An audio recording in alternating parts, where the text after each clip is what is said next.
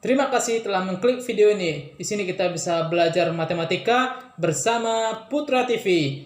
Jangan lupa subscribe, like, dan share ke teman-temannya agar bisa kita saling berbagi video. Selamat menonton. Assalamualaikum warahmatullahi wabarakatuh. Pada postingan kali ini kita akan membahas atau mempelajari masalah persamaan kuadrat. Nah, seperti apa sih persamaan kuadrat dan bagaimana aplikasinya dalam kehidupan sehari-hari? Pada video kali ini kita akan membahasnya nanti. Nah, sekarang kita akan membahas pertama kali dulu, yaitu apa itu tujuan mempelajari persamaan kuadrat. 1. Menjelaskan konsep persamaan kuadrat dengan benar. Nah, menjelaskan konsep persamaan kuadrat dengan benar, apa itu persamaan, bagaimana bentuk umumnya gitu ya. Yang kedua, menentukan nilai variabel dari persamaan kuadrat dengan teliti. Artinya, kita menentukan himpunan penyelesaian atau mencari istilahnya akar-akar persamaan kuadrat. Dan yang ketiga, menentukan persamaan kuadrat baru. Menentukan persamaan kuadrat baru. Nah, ini ialah yang akan kita pelajari dalam menyelesaikan persamaan kuadrat.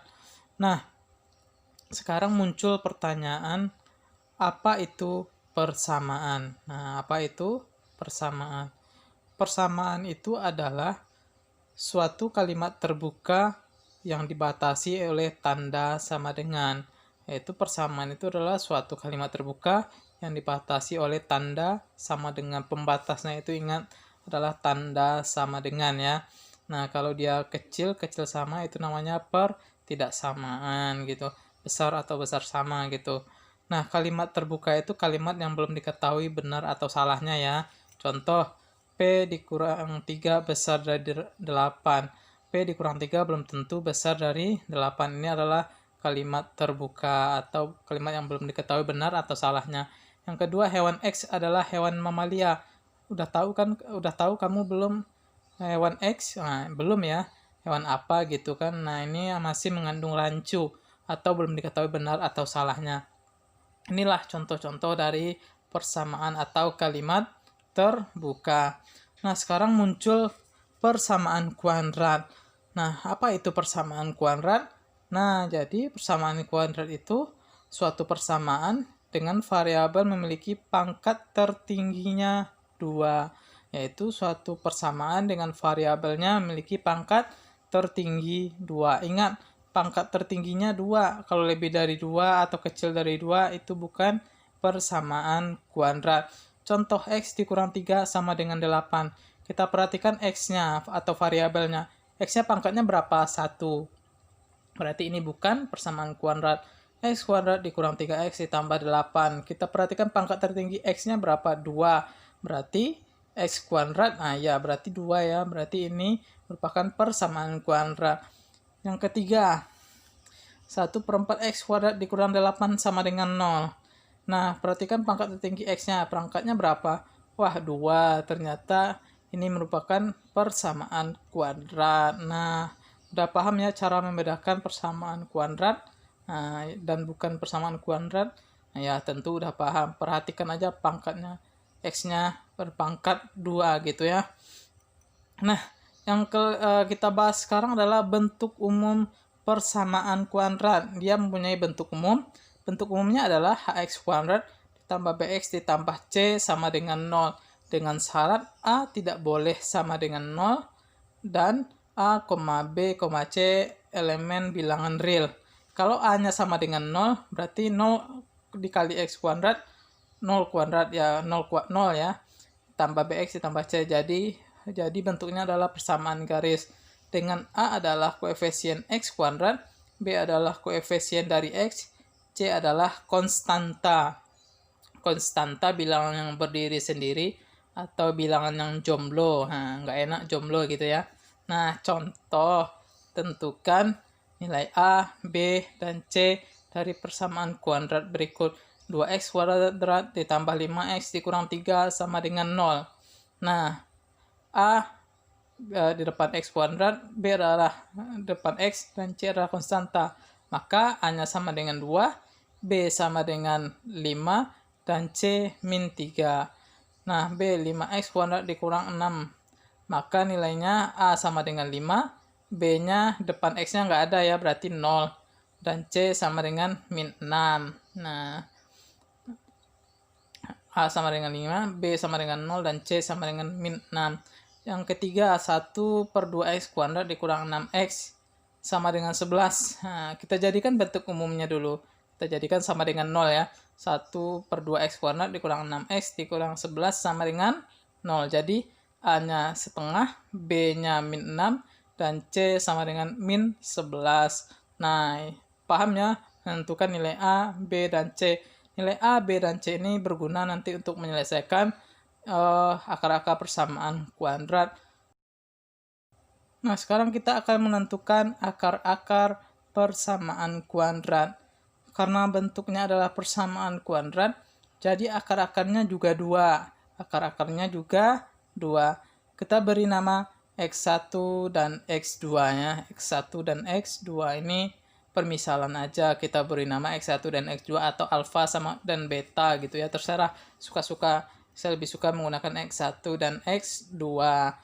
Nah, cara menyelesaikan yang pertama adalah dengan cara memfaktorkan.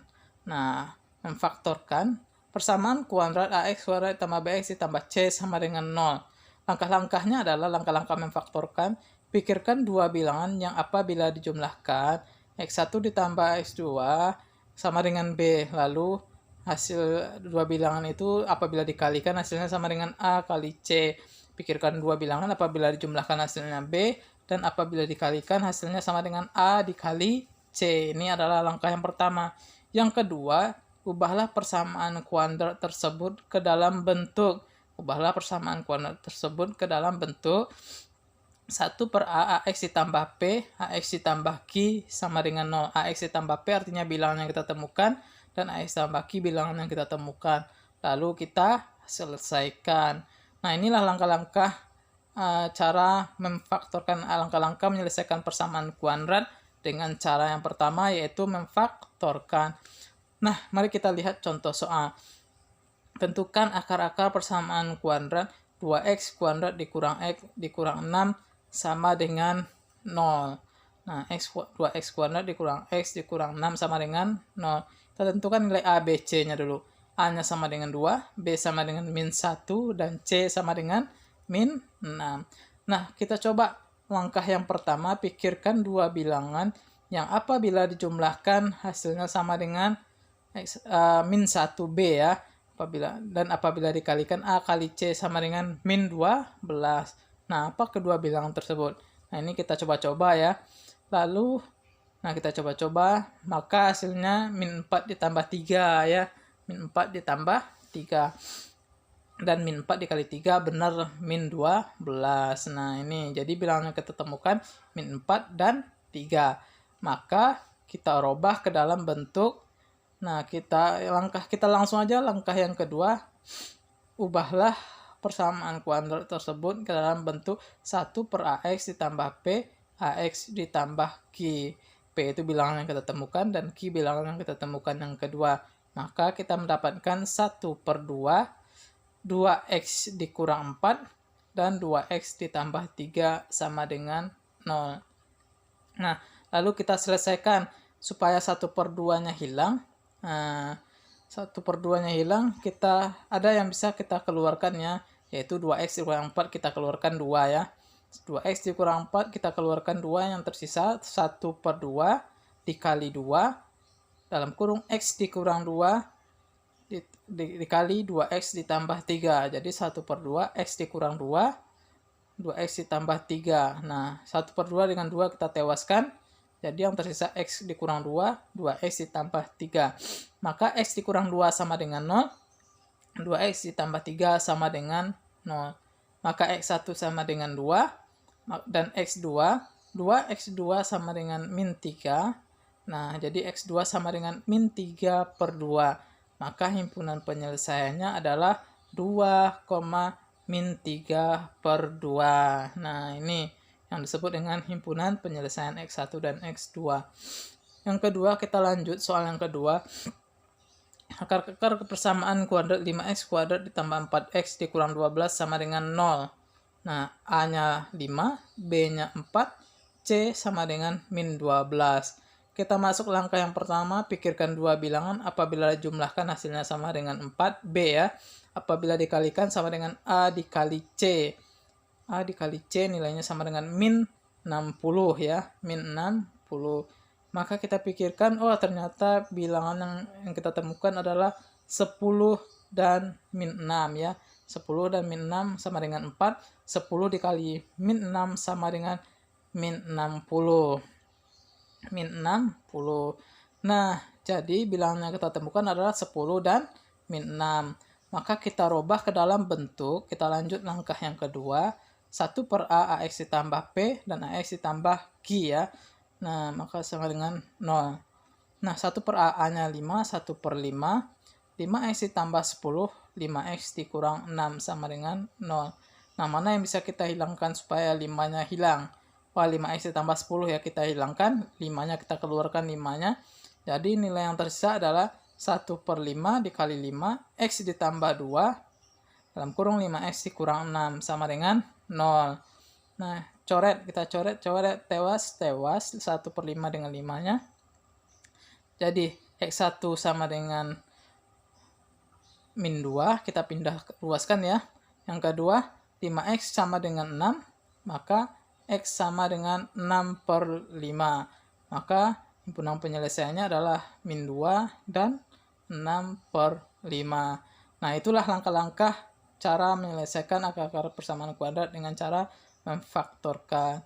Nah, sekarang silahkan kamu coba latihan soal, yaitu tentukan akar-akar persamaan kuadrat di bawah ini dengan cara memfaktorkan. A, x kuadrat ditambah 4x dikurang 5 sama dengan 0. B, x kuadrat ditambah 2x dikurang 3 sama dengan 0. Dan C, 2x kuadrat ditambah 5x min 3 sama dengan 0. Nah, coba ya kamu selesaikan dengan cara memfaktorkan dulu. Nanti baru kita coba dengan cara yang kedua. Nah, itulah pembahasan kita mengenai persamaan kuadrat. Baru sampai memfaktorkan ya, cara menentukan akar-akar persamaan kuadrat. Baru cara yang pertama, yaitu dengan cara memfaktorkan.